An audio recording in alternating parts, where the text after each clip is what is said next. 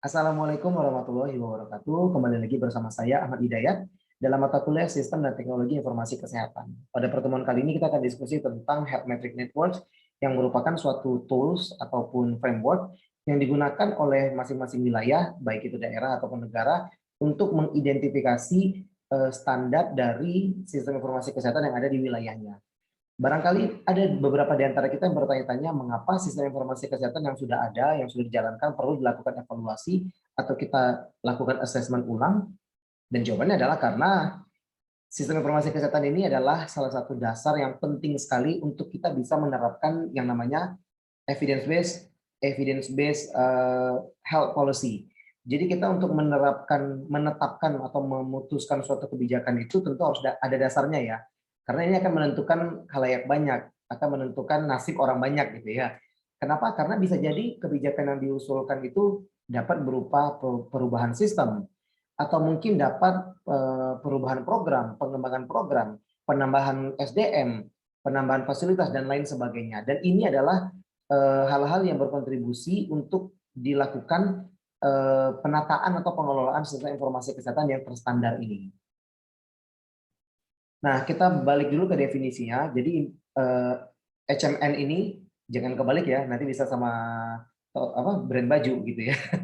Jadi HMN ini diusung pertama kali diperkenalkan itu tahun 2005 ya, pada World Health Assembly, yang ini bertujuan untuk meningkatkan atau memperkuat sistem informasi kesehatan di masing-masing negara gitu ya.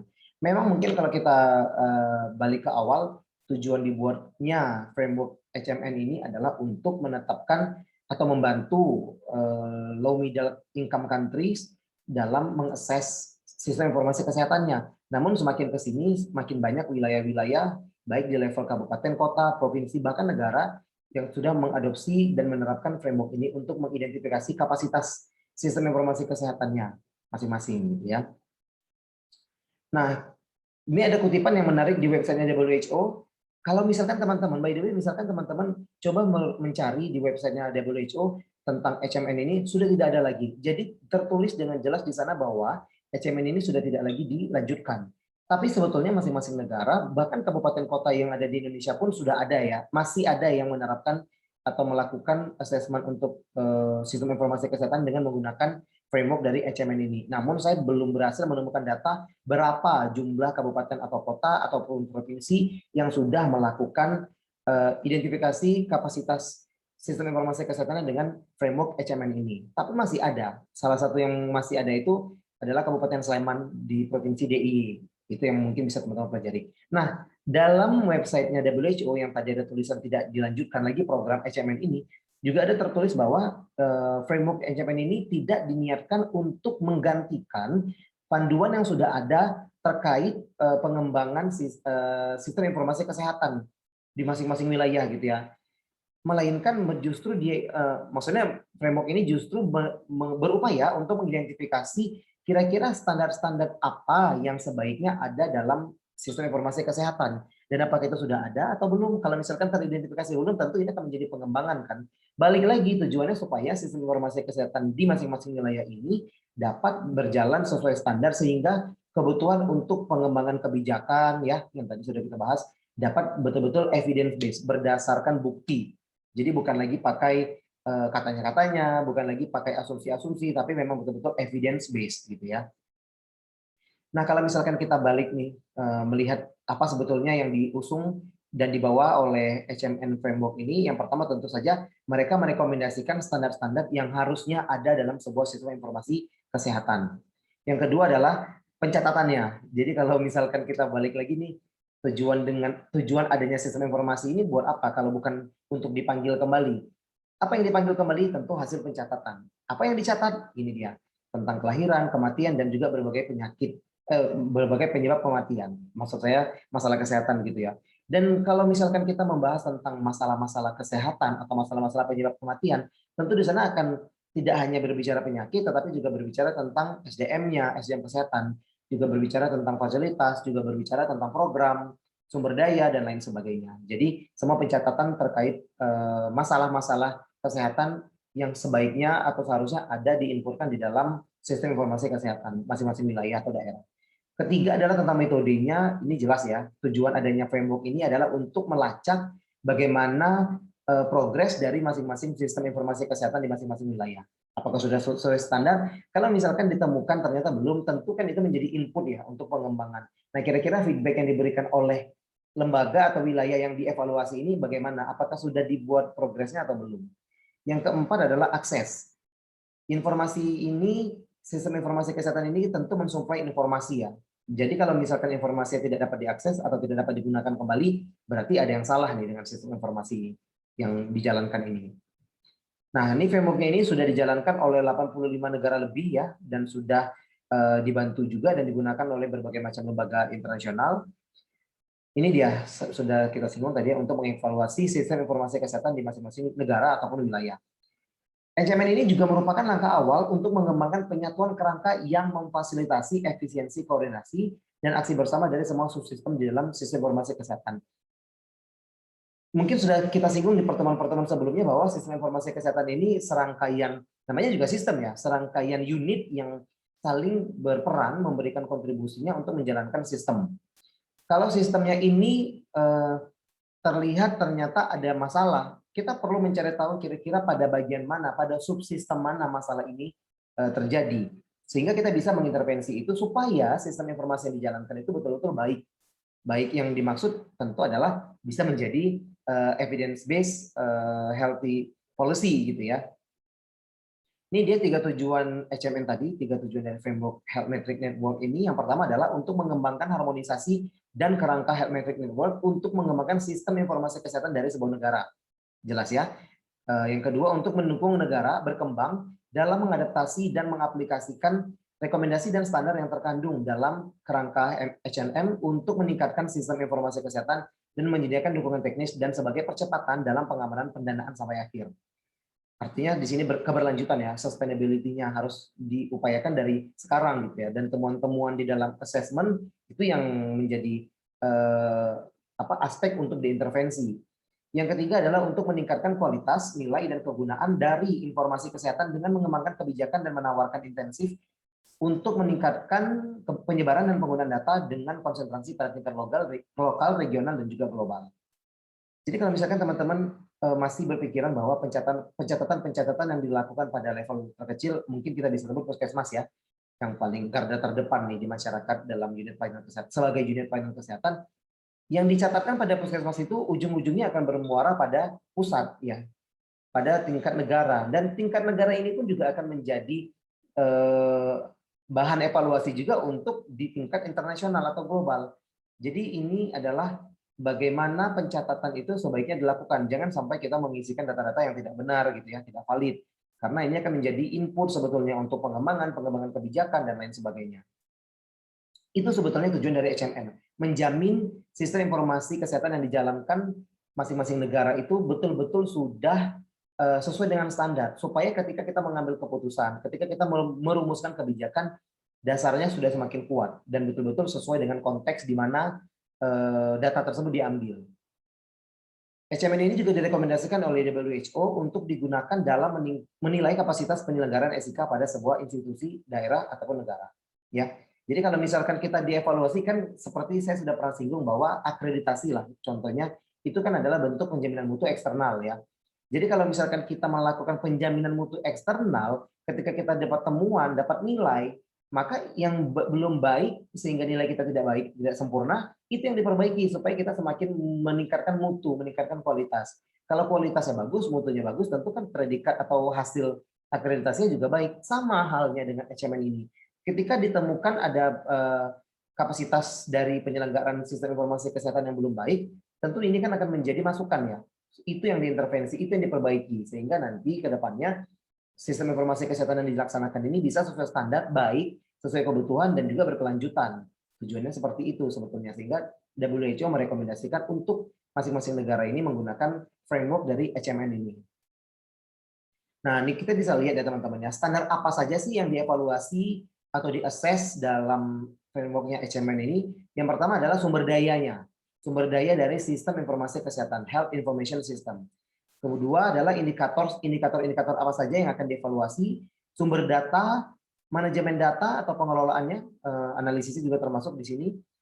Information products dan juga dissemination dan use. Ini yang kadang-kadang masih terkendala. Kita melakukan pencatatan, pelaporan pun kita laksanakan, tetapi ketika dipanggil kembali, ketika untuk didiseminasi, datanya nggak ada, sulit diakses. Nah, itu berarti ada yang salah. Kalau misalkan data-data tersebut sudah dikumpulkan dengan baik, sudah diolah, harusnya sudah bisa didiseminasikan, karena akan ada sektor-sektor terkait yang memerlukan data-data tersebut, gitu ya. Dan ini bisa menjadi pengembangan kan, karena balik lagi sistem informasi kesehatan ini kan tujuannya adalah untuk evidence based health policy ya, kebijakan. Kebijakan itu bisa macam-macam bentuknya.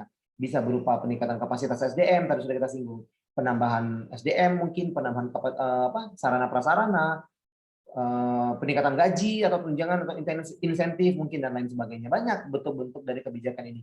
Jadi harapannya sistem informasi ini betul-betul bisa diakses gitu ya.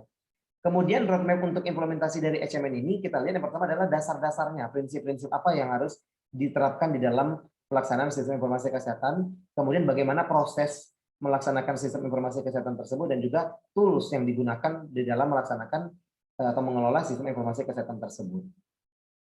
Di sini ada tulisannya, goals dari HMN itu adalah meningkatkan ketersediaan, aksesibilitas, dan kualitas, serta kegunaan dari informasi kesehatan yang penting bagi pembuatan keputusan pada level negara ataupun global. Jadi kalau misalkan data yang diinput itu masih abu-abu gitu ya, tidak lengkap, bias, maka kebijakan atau keputusan yang dibuat pun juga mungkin tidak matang gitu ya. 3 fase di dalam menilai kesiapan penerapan SIK. Jadi yang dibuat HMN ini juga salah satunya kan untuk mengevaluasi apakah SIK sistem informasi kesehatan di suatu institusi, daerah atau negara ini sudah betul-betul siap untuk diterapkan. Ada 3 fase. Yang pertama adalah menilai kesiapan leadership, koordinasi dan assessment. Kita lihat dulu pimpinannya, apakah pimpinannya sudah mendukung, sudah ready, sudah siap, sudah prepare juga untuk melaksanakan sistem informasi kesehatannya. Yang kedua fase itu adalah visi, rencana strategis dan juga budgeting. Apakah dimasukkan nih perencanaan pengelolaan sistem informasi kesehatan ini di dalam rencana strategisnya, atau mungkin tidak karena dianggap tidak penting, mungkin gitu ya. Jadi masalah gitu ya. Yang ketiga fasenya adalah implementasi untuk penerapan sistem informasi kesehatan itu sendiri. Dari mana saja kira-kira sumber-sumber data sistem informasi kesehatan tersebut? Ada banyak banget. Dari sensus, dari pencatatan-pencatatan registrasi, dari survei. Ini adalah yang kelompoknya berdasarkan populasi. Pada kelompok yang berdasarkan pelayanan kesehatan ada rekam medis ya, administrasi record, service record, dan juga health and disease record. Jadi semua pencatatan yang ada di pelayanan kesehatan ataupun yang dikumpulkan kepada populasi ini bisa menjadi input atau sumber data dalam sistem informasi kesehatan. Ini dia domains atau ranah-ranah yang akan banyak dibahas di dalam sistem informasi kesehatan. Ini yang akan diakses oleh framework HMN tersebut. Jadi kalau misalkan teman-teman pelajari lebih lanjut tentang bagaimana evaluasi pelaksanaan HMN di masing-masing negara, teman-teman akan menemukan yang dicatat atau yang dievaluasi itu adalah terkait data-data hal berikut ini. Pertama adalah determinan kesehatan, terutama sosial ekonomik dan juga faktor demografi. Kemudian faktor lingkungan dan juga perilaku risiko. Kemudian pada sistem kesehatannya yang dievaluasi itu adalah pada input, kebijakannya, pendanaannya, sumber daya manusianya, tata lembaganya, organisasi gitu ya. Kemudian pada output ini dilihat pula apakah informasinya ada, bisa diakses atau tidak. Servisnya bagaimana? Layanannya sudah sesuai dengan standar apa belum, baik atau belum. Kemudian ketersediaan dan juga kualitas yang paling penting dari output ini sebetulnya. Nah, kalau pada outcomes kita bisa lihat ya, cakupan dari layanan. Ya kan kita suka lihat ya evaluasi cakupan layanan-layanan kesehatan tertentu. Nah, kira-kira bagaimana nih? Apakah tercatat dengan baik? Apakah angka-angka yang dikumpulkan reliable, bisa dipercaya? Kemudian juga terkait pemanfaatan. Hal ini semuanya bermuara pada status kesehatan, kematian, penyakit, dan juga kesejahteraan dari masing-masing masyarakat kita. Gitu ya. Data-data ini bisa nggak dikumpulkan? Bisa. Dari mana? Yang dari sumber yang tadi gitu loh. Nah, apakah data-data ini sudah dicatat atau belum? Itulah pentingnya kita lakukan assessment dengan HMN ini untuk menentukan kira-kira pada aspek mana pada domain yang mana pencatatan dalam sistem informasi kesehatan ini yang belum dilakukan dengan baik, gitu ya. Sistem informasi kesehatan itu yang efektif harus dapat memberikan dukungan informasi pada proses pengambilan keputusan di semua tingkatan. Ya, sudah sepakat kita tentunya. Tadi sudah diulang juga berkali-kali. Sistem informasi kesehatan harus dapat menjadi alat manajemen yang efektif. Karena ketika ada temuan, ketika ada masalah, dasar yang paling kuat itu adalah data. Ya, sampai ada quote keren itu, trust nobody but data gitu ya. Kita harusnya percaya itu pada data. Kalau misalkan nggak ada data, jangan percaya apa yang disampaikan oleh orang. Begitu. Kemudian peningkatan sistem informasi kesehatan itu bertujuan untuk meningkatkan ketersediaan, aksesibilitas, kualitas, dan penggunaan informasi kesehatan untuk pengambil keputusan. Ini tadi sudah sama persis dengan goals dari HMN itu sendiri, gitu ya. Nih, kalau misalkan kita lihat dari bagaimana framework sistem informasi kesehatan ini, maka kita akan paham ya teman-teman, kenapa penting sekali sistem informasi kesehatan itu dilakukan assessment gitu ya, walaupun sudah dijalankan. Karena kita bisa lihat di sini, inputnya itu ada apa saja. Ada sistem informasi, strategi, dan juga intervensi. Kemudian pada faktor teknikal dalam melaksanakan sistem informasi, bagaimana? Apakah data-data yang dikumpulkan itu baik, bagus? Sistemnya bagaimana? Merancang pengumpulan datanya, merancang pengelolaannya bagaimana? Dukungan software, hardware, itu juga ada di sini, technical determinants. Kemudian ada behavior determinant. Apakah kira-kira pengetahuan dari pengelola sistem informasi ini masih belum baik, keterampilannya, jangan kaget ya, masih banyak wilayah di Indonesia ini yang kita masih belum, petugas kesehatannya belum betul-betul memiliki literasi digital yang baik gitu kan, sehingga mungkin ini menjadi salah satu masalah di dalam pengelolaan atau pelaksanaan sistem informasi kesehatan. Ketika itu jadi temuan, itu bukan berarti kecacatan atau kekurangan. Yes, itu mungkin bisa jadi kekurangan yang menjadi input untuk diperbaiki. Kan ini adalah continuous improvement ya. Kita harus terus meningkatkan supaya layanan yang diberikan itu baik gitu ya. Kalau kita bicara konteks sistem informasi kesehatan, supaya pengambilan keputusannya itu tepat gitu loh. Evidence based, balik lagi. Kemudian ada juga determinan tentang organisasi dan lingkungan. Bagaimana nih culture informasi? Apakah informasi itu biasanya disimpan di lemari gitu ya, tidak diakses, tidak dapat dipublikasikan atau didiseminasikan? Kemudian peran-peran dari masing-masing struktural gitu ya, tanggung jawab, dan juga sumber daya yang ada di organisasi atau lingkungan tersebut. Nah, apa sebetulnya desired outcomes yang diharapkan dengan adanya sistem informasi kesehatan tersebut? Tentu harapan kita adalah sistem informasi yang terus improve yang terus ditingkatkan, bisa mensuplai informasi dengan kualitas yang bagus dan juga pemanfaatannya pun sesuai gitu, sesuai dengan kebutuhan masing-masing stakeholder. Ini dia, kalau kita sudah paham kenapa sistem informasi itu penting untuk dievaluasi, baliklah ke sini gitu ya. Nah, sebagai penutup yang perlu teman-teman ketahui, apa sebetulnya fungsi dari HMN ini?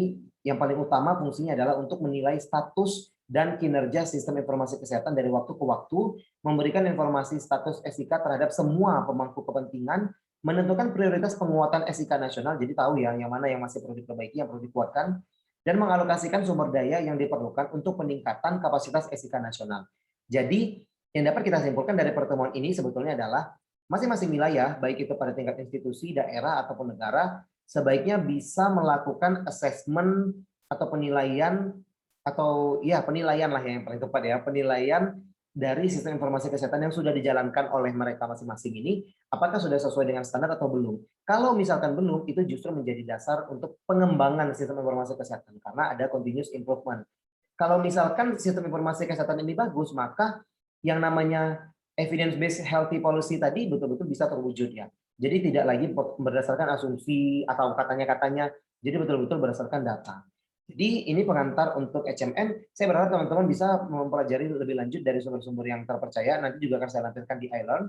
Teman-teman bisa melihat kira-kira apa saja faktor-faktor yang sering menjadi kendala di dalam implementasi penggunaan framework dari HMN ini di dalam mengakses sistem informasi kesehatan di masing-masing daerah ataupun negara gitu ya. Kalau misalkan teman-teman cek sendiri nanti nih di website WHO, maka teman-teman akan bertanya-tanya sama seperti saya, kenapa program ini tidak lagi dilanjutkan? Jelas tertulis. Padahal program ini kan baik. Nah, mungkin ada framework atau guidelines yang sifatnya lokal ya, bisa dikembangkan masing-masing wilayah untuk mengakses, tujuannya kan sama-sama untuk mengevaluasi atau menilai sistem informasi kesehatan. That's okay gitu ya, itu nggak menjadi masalah. Yang penting tujuan untuk melakukan evaluasi dari sistem informasi tersebut, sistem informasi kesehatan tersebut betul-betul dapat dijalankan sebagaimana tujuan kita tadi, supaya bisa menciptakan healthy public policy yang berdasarkan dengan bukti-bukti. Baik, demikian untuk pengantar HMN ini. Untuk bahan bacaan mungkin teman-teman bisa baca lebih lanjut yang saya lampirkan di Island dan juga mencari sumber-sumber rujukan yang terpercaya lainnya. Demikian saja untuk pengantar tentang Health Network ini. Lebih dan kurangnya mohon maaf. Terima kasih untuk segala perhatian. Selamat sore. Assalamualaikum warahmatullahi wabarakatuh.